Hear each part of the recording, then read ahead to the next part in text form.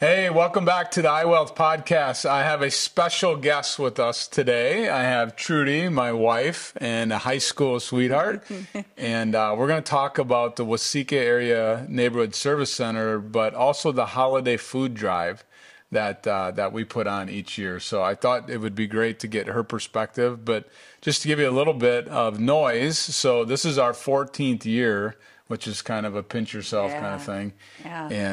And we've given over $100,000, not us, but our clients and things over time, over those 14 years to the service center. But maybe just tell everybody, like, how did this start? Like, do you remember why we started it? Like, what's your thoughts? We started it because we thought it would be fun to do some sort of give back or giving type things surrounded around giving food to people. And I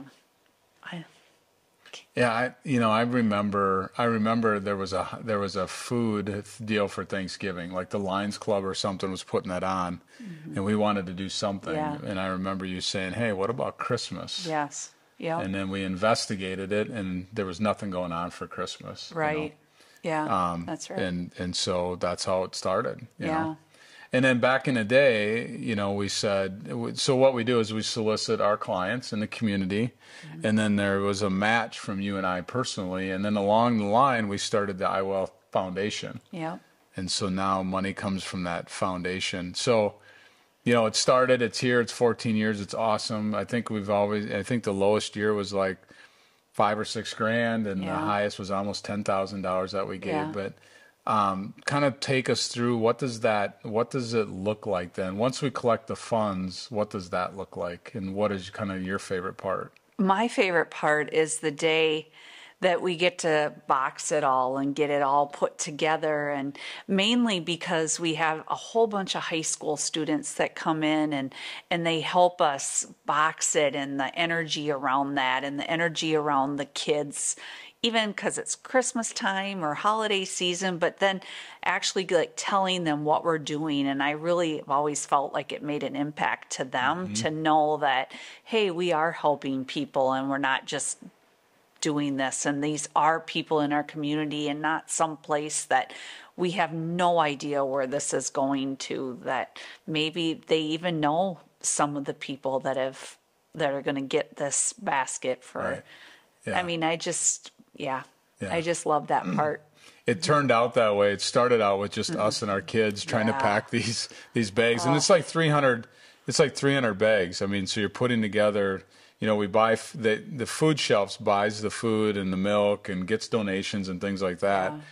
And then there's a bigger bag for a larger family, and it just kind of goes down the line. And I remember us trying to pack, and we're like, hey, we need some help here. Yeah. And we got a hold of the school, and the business class comes, and it's juniors and seniors. And, we always talk to those kids afterwards, after they packed, and just let them know that they're giving back to their community and the impact they're making when someone's having Christmas dinner, that they help kind of put that stuff together. So I agree, that's a lot of fun. It might not impact them at the time that they're doing it, but I kind of feel like they must go home and think about it, or even a few years later, they maybe think about it. We've had some say, "Oh, my brother and sister helped do this," and things. So yeah, I like that tradition of it. Yeah, and some of those kids have probably never been in the Waseca area neighborhood service center or the food shelf or anything like that. So it's pretty cool.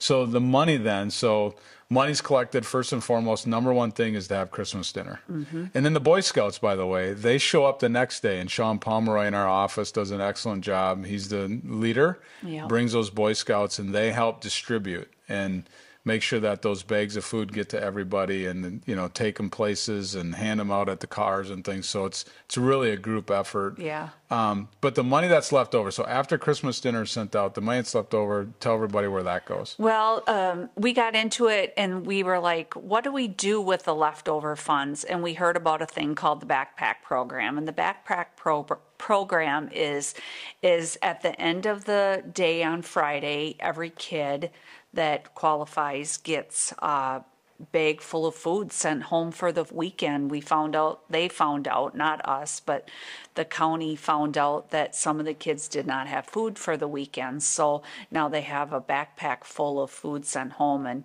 and we are very fortunate to have everybody help us out and have some leftover funds, and we're able to put the funds towards a little portion of that backpack program. Yeah, I think it's like 20. Takes a lot. Yeah, I think it's like 25% or something of the backpack program, but it's meaningful. Yes. Yeah. So, any of those funds that are left over from that people give go to that. And that, I don't know how long that's been around either, but if we've been doing this 14 years, every year we've had leftover funds go to fund that. Yeah. And this year we don't know how many, but now they offered it through high school. And I'm being told that there's even more kids that are getting these backpacks on the weekend. So it's pretty cool that Christmas dinner first, and then after that, then it goes to the backpack program. And it's not just in Waseca, it's Waseca County. Correct. So it's several towns that are involved in that. That's a good point.